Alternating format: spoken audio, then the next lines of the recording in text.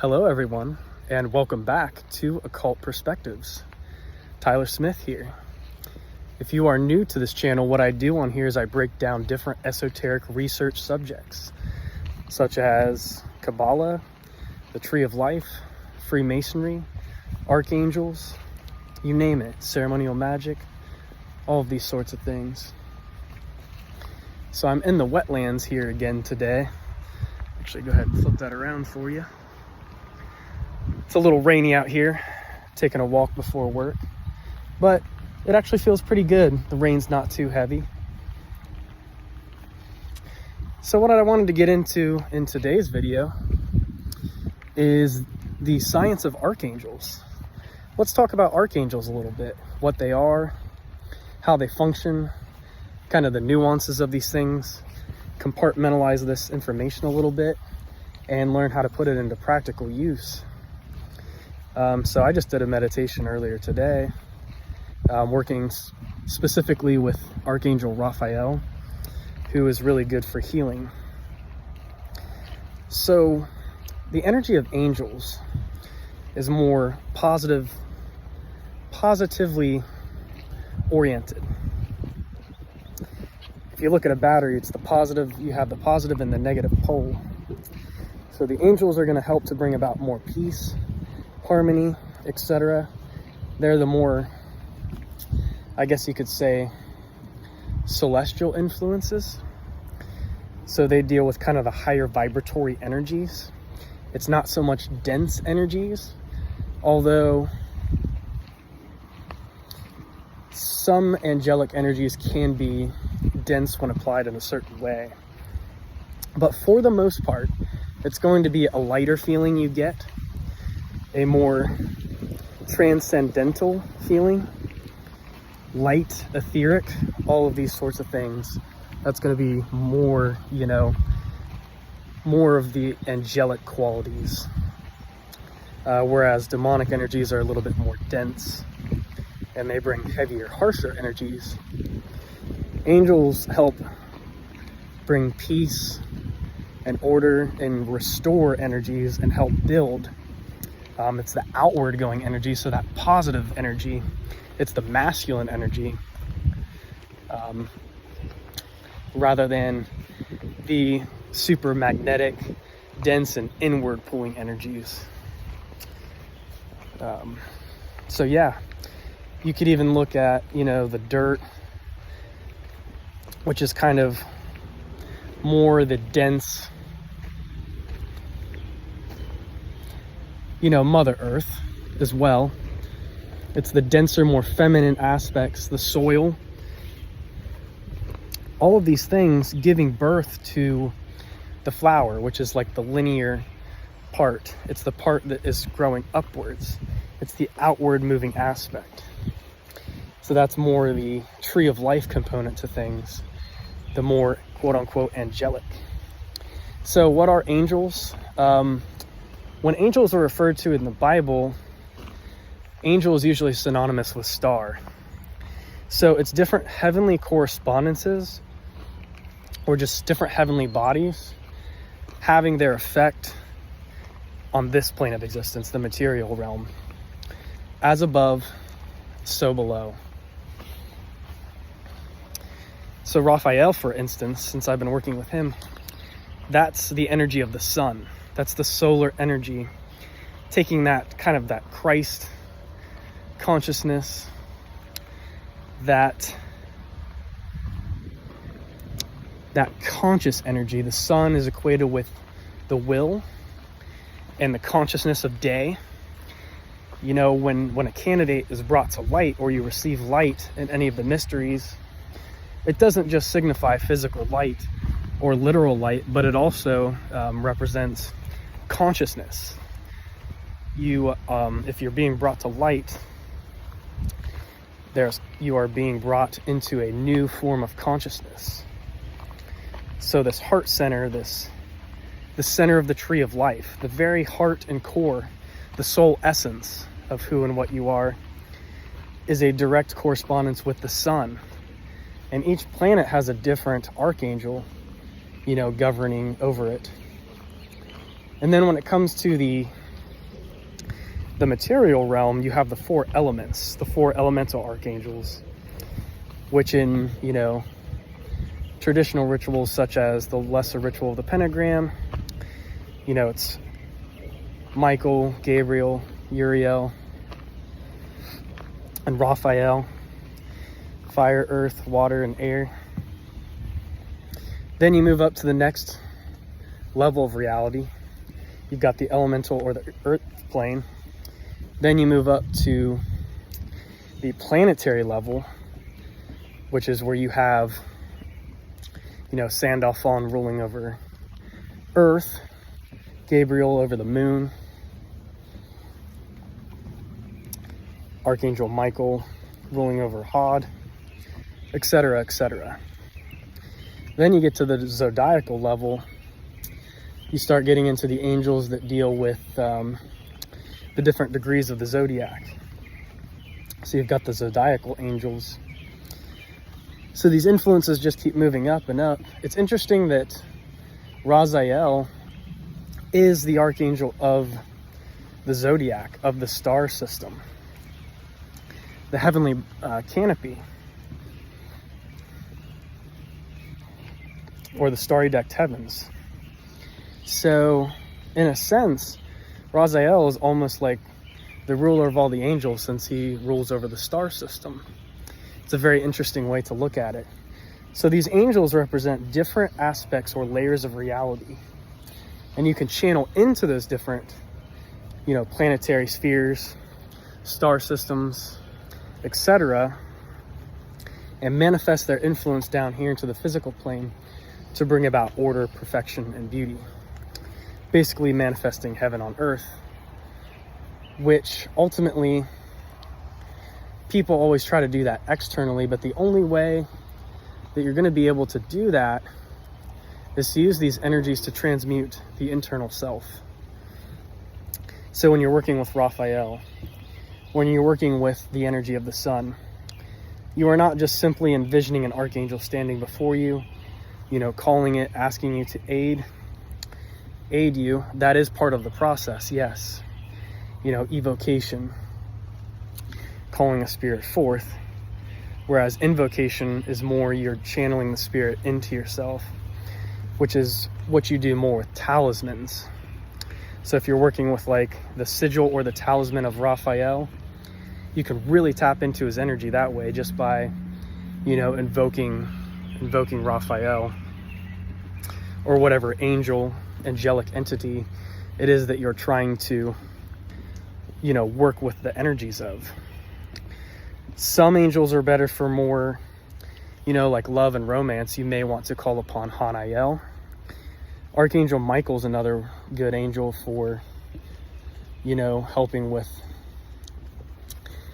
you know, the power of love in general, and even sexuality. You know, you can channel those types of energies, those correspondences from the higher planes. When you learn how to work with the energies, you become intimate with the energies and you understand what they represent, then you can learn how to channel them and use them on a conscious level like that. So different angels for different purposes. You know, you're calling upon the influences of these different spheres, of these different heavenly bodies, to help alchemize the self, to work with these different component parts, and to essentially come to an understanding that you are a conduit here on the physical plane. You know, the earth is it can be a very dense place. It can be a very, we could say, cluttered place. Mankind likes to kind of leave a mess, per se, sometimes. And there are so many good souls that come through. They're basically like earth angels, you know. They come here and they somehow bring about order to this chaos. It's important to remember that chaos has its place. It's not that chaos is bad or evil. And in fact, the primordial darkness is where the light springs from. That's the origin of the world, of the universe, is the primordial darkness. The Ein, the no thing. which is undifferentiated awareness, potential. It hasn't even been split up yet. Out of this dark primordial womb, this mother, the portal, is where the light comes through, and that's why you see the eye in the square and compasses. The light of consciousness has entered into the primordial chaos, and then reality is built upwards, and then it's destroyed again by negative forces, and it's this constant cycle of, you know, building up, destruction of that positive polarity and that negative polarity. So, for instance, these angelic energies can be used in a very loving way to help bring a sense of peace, order, and unity to this realm of existence. You know, even just, I could use work as an example. I go in there and I pretty much, what I do is organize things. I put things back where they belong. You know, compartmentalizing, breaking down things, breaking down boxes, putting objects on shelf, getting rid of expired objects, products. So it's basically a certain structure of order and organization that takes place, but it's necessary, because if it was just left to be, you know, unattended to, then it would just turn to utter chaos. And, you know, some things are definitely meant to come to an end, that's for sure. Nature has its way of rebirthing things and, you know, beginning them anew so that the building process can start again. This is why foundation is so important. Even for your own personal practices, but not only just for that, for the world in general. Things have to be built, you know, everyday things have to be built on some kind of foundation, or they tend to crumble. So these angelic energies, they can almost be seen as, and they get channeled through us, through people, and we channel these energies and we help bring order and balance and help restore things and be a little bit of that, you know, almost that parental energy which comes in and helps humanity clean up their mess a little bit. Comes in and helps maybe bring some light, some conscious awareness, to help, you know, spark the fire within that other person that allows them to not just be you know, somebody who's just automatically going through life, but maybe it's time for them to come to a conscious awareness of being like, wow, there's a lot more to this than meets the eye. Now, a lot of angelic energies, they just kind of perform and do their function. Almost like a computer program, in a sense. So it can be seen to be somewhat artificial in that manner, but I don't really see it as that, because the angels, they've already kind of been through the more dense physical existence, and there's always this yearning within us, which is, you know, we can have all these pleasurable desires, we can fulfill those desires, we can feel some of the best pleasure that we've ever felt. We can chase pleasure, we can chase all these things. We can incarnate, you know, hundreds of lifetimes and keep trying to get more knowledge, or keep trying to get more, you know, just physical pleasure, whatever it is. But what you're going to end up finding at the end of the day is that all of these things are kind of, you know, they are very necessary a lot of the times for our growth and for our development. We need to work through certain manifestations. That's kind of where in the I guess the whole light worker mentality, that we have to dispel all darkness and we just have to not worry about the physical world and just rise up and transcend. No, that's not what it's all about. We're actually meant to be here to perform certain things within the physical world that, you know, are not always so comfortable, it's not always going to be so transcendent. It's not always going to be, you know, so heavenly, in a sense.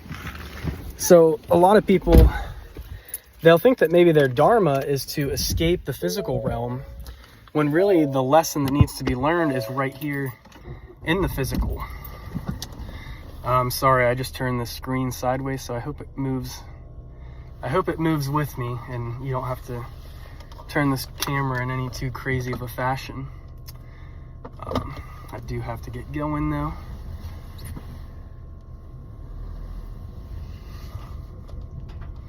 Have to get moving at least.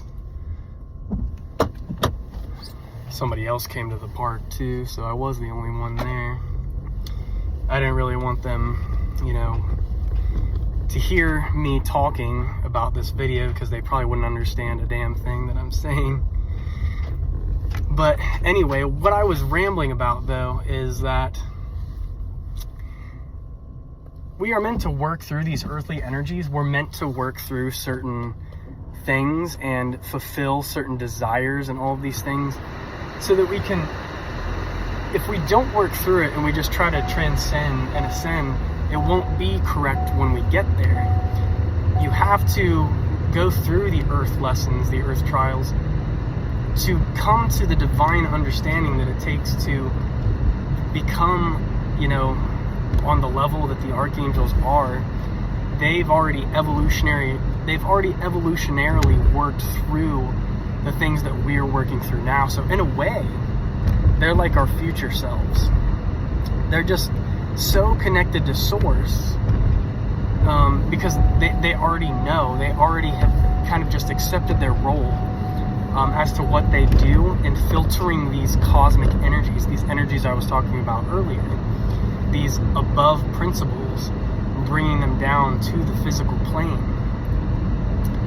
so that they can be manifested by the practitioner, you know, in whatever it is that they are attempting to do to bring order and peace and all of these things to, you know, our daily lives, and doing it in a way that's, you know, organic and natural, and not just in a sense that you're just trying to use it as an escapism, but you're really coming to understand these energies. And it's, you know, these quote-unquote angelic energies, they can be used for what would be considered harsher purposes. And I guess what I mean by that is angels, they have more in mind of the grand design. The whole, basically creation as a whole. They see everything as one. So there could be something quote-unquote destructive in nature which needs to be done, and they would perform that duty for source, because it's just the next step that evolutionarily needs to take place. Typically it's demonic energies which do the breaking down and the destructive component. But remember, as the masculine resides within the feminine and the feminine resides within the masculine, with these angelic and demonic energies, they also kind of exist one within the other. They are one and the same in a sense. They each have reflections of the other. There are angelic properties which can seem dark or demonic, where they're really just playing the role. They're really just playing the role that Source has designated for them. That's kind of like how Lucifer works, from how I understand it anyway. It's like he plays that darker catalytic role to really push souls in their evolutionary growth, and that can be seen as a darker component, that can be seen as a darker role to play, almost like a villainous role or a very Saturnian type role. But it's a very important role, and it's a very deep role, and it's only for certain, I would say certain souls. Usually only certain souls are going to work with some of those more catalytic, darker nature type energies to really transmute them and kind of break them down to a certain degree, to really figure out, you know, crack them open and, you know, realize who they are. But that's not for everyone. So a lot of the angelic energies, which are, you know, more abundant, I guess, throughout humanity, is more of those positive, you know, influences. And I guess we could almost say even some of the quote-unquote lower level angels, because even though Lucifer is considered like a fallen angel, he still plays a super important role. And I consider like Metatron to be a really important angel, because that's where, at Kether, where everything's united, at Source, at the top of the tree. And then Raziel is he's the keeper of the secrets of the Lord. The very first book ever written and given to Adam in the Hebrew lore was, you know, given to Adam by Raziel. That was the first book. And he's the keeper of the secrets of God, and, you know, really the energy of Chokmah is represented by Raziel. And as the keeper of the stars, as the keeper of the heavenly host, as the keeper of these angelic energies, he plays a very important role in the overall production, we could say, you know, of these angelic energies. It's kind of like an overseer. Lucifer's an overseer in the more darker sense. So they're kind of like counterparts to each other in a way. A lot of these energies are counterparts. Some people say that the demons were the older, like more primordial versions of the angels. So the fallen angels are really, in a sense, not just angels that quote-unquote fell, but they gained consciousness, they gained more self-awareness rather than running like automatically like a computer system or something. So in a sense it makes them seem more evil, but in reality they're just the more primordial, darker, very, prehistoric isn't really the word that I want to use, but it's the only one that kind of comes to mind, but just very old, archaic, you know, ancient, old energies, whereas the typical angelic energies are more futuristic. It's more celestial, starry, rather than, you know, thinking like, you know, we were talking about the dirt analogy earlier with the soil and the roots, and that's what, you know, gives way for the flower to grow. Some people say that's what the Qliphoth is to the Qliphoth. I've heard so many different pronunciations of that. I don't really know, you know, what's technically correct. It's more just what resonates with you. And that's what I always tell people on this channel. I just give my viewpoints. I'm not really dogmatizing anything. I'm not telling people what to believe or what not to believe. These are just different insights that I've picked up over time, over my research and my own practices and studies and all these sorts of things. So anyway, so yeah, these are just all different components of these angels, these different archangels, and really even the word archangel, because angel sounds very familiar to, you know, very similar to the word angle or angel. So degrees of existence. And the stars, they all have their, you know, coordinates and stuff. So you start getting into, it's like a sacred geometry of cosmic information. And when you understand how to tap into these different archetypal forces and, you know, pull their influences into the physical world to help bring about order and, you know, order out of chaos, and you can help build the foundation, you know, for people and for yourself and your own internal temple, your own, you know, personal processes, all of these things. It's about building this foundational level and structure so that building can then take place. You see a lot of people in the world, they just want more and more stuff. They want to just keep doing things, and it's always just a chase, always just chasing after something. But when you really start to self-reflect, when you reflect within, you're like, man, the entire world, the entire cosmos exists within me, within the self. Everything is the self. That's what's so crazy. It's all a reflection of you. And if you want to change that outer reality, the way that you really do it is you go within.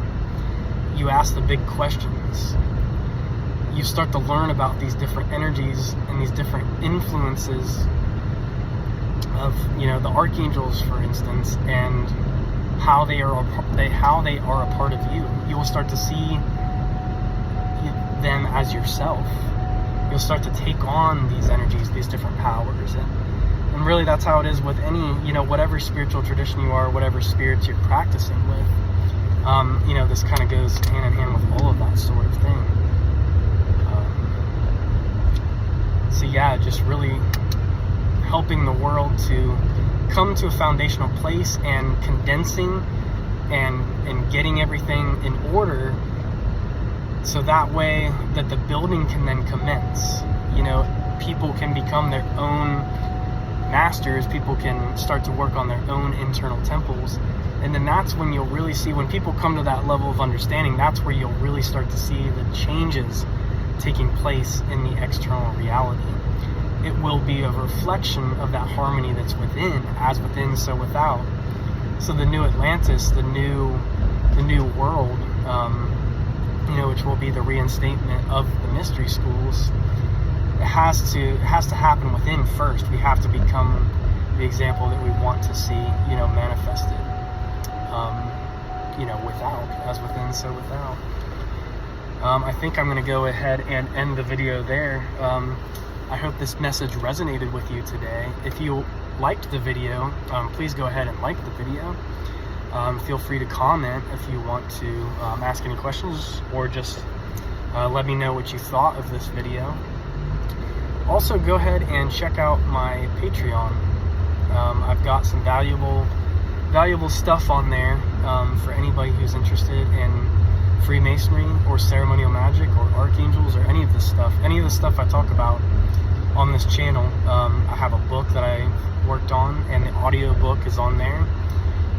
There's also an instructional video on the lesser invoking ritual of the pentagram. So yeah, guys, thank you for tuning in. Thank you for watching.